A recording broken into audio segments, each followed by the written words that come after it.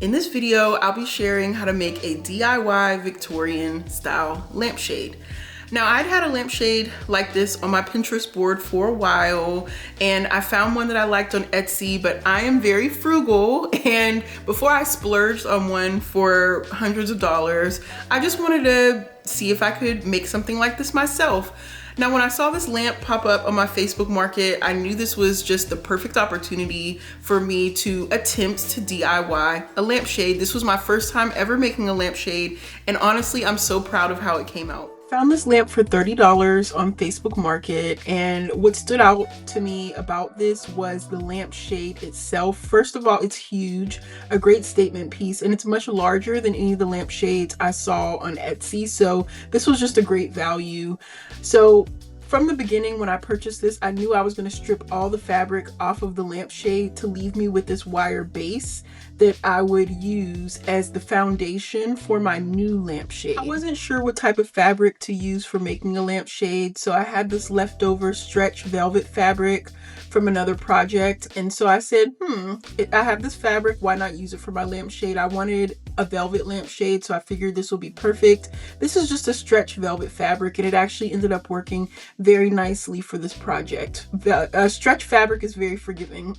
Now, as far as the design for this lampshade, I wanted it to be very similar to what this lampshade looked like before I ripped all the fabric off. The whole point of me remaking it was just so that it would have a pop of color. So I ordered some fringe trim on Amazon. I think this was about 5 yards. It was much more than what I needed for this project, but I'd rather have too much than not enough. And then I ordered some coordinating gold trim to go along with the fringe trim. I will link the trim that I used for this project down below in the description for this video. I was very happy with these materials. So I looked at a lot of lampshade tutorials before I got started on this project just to make sure I was approaching this the correct way.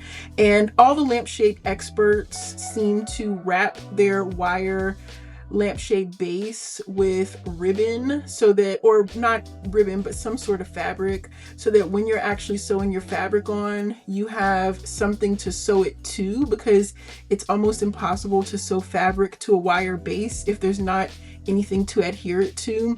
And so what you see me here doing is just wrapping some white ribbon around this wire base, and then every 3 or 4 inches or so I'll dab the ribbon with some hot glue just to make sure it's attached pretty nicely to this wire base.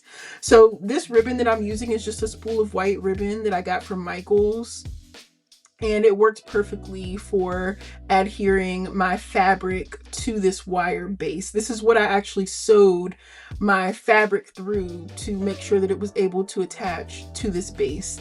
So this part was pretty quick. It maybe took me about 20 or 30 minutes to get this whole thing wrapped in the ribbon, and then from there I went ahead and moved on to my next step. So here's how the wire base looked after it was completely wrapped in ribbon.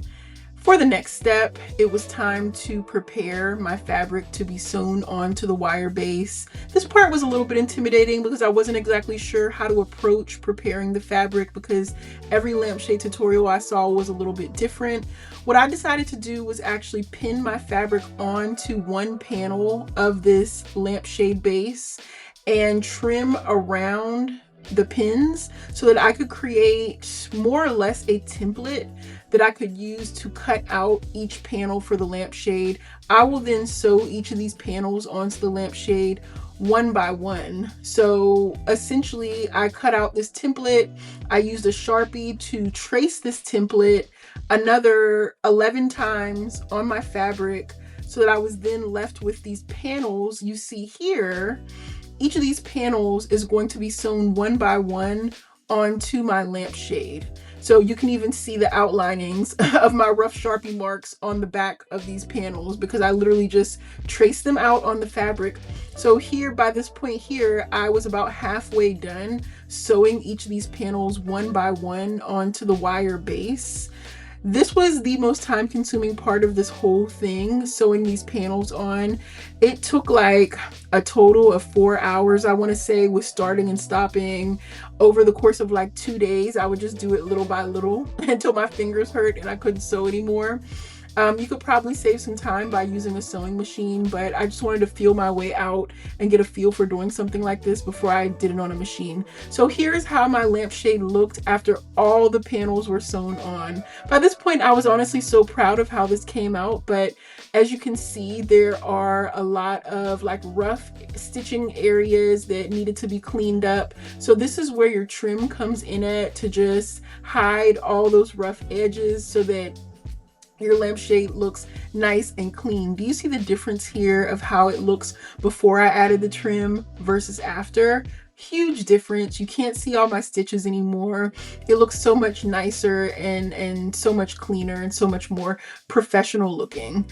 I will say though, don't look too close. This is my first time making a lampshade, so there are some mistakes. There are areas where I use too much glue. There are areas where you can still see some of my stitching where the fabric isn't all the way even. But again, this is my first time making a lampshade. So as you can see, I'm adhering the trim, both the fringe trim and the other trim that I use with hot glue. You can also use the super glue. It's E6000 or something like that. I can't remember what it's called. I started out actually using a super glue, but then I realized hot glue would just be easier and faster, so I ended up using hot glue. Once I did one row of the fringe trim, it looked kind of thin, so luckily I had enough to go over it with a second layer of the fringe trim, which made it look nice and full, which is the look I was going for. It looks so much better, as you can see here, once I added on this second layer of fringe trim. And again, I'm just adhering it with hot glue. The hot glue worked very well. It was secure. I was skeptical of the hot glue at first, thinking like, oh, is it going to be secure enough? But it worked out just fine, and now it's been a couple months since I made this and it's still holding on strong. So I think the hot glue is going to hold up fine long term.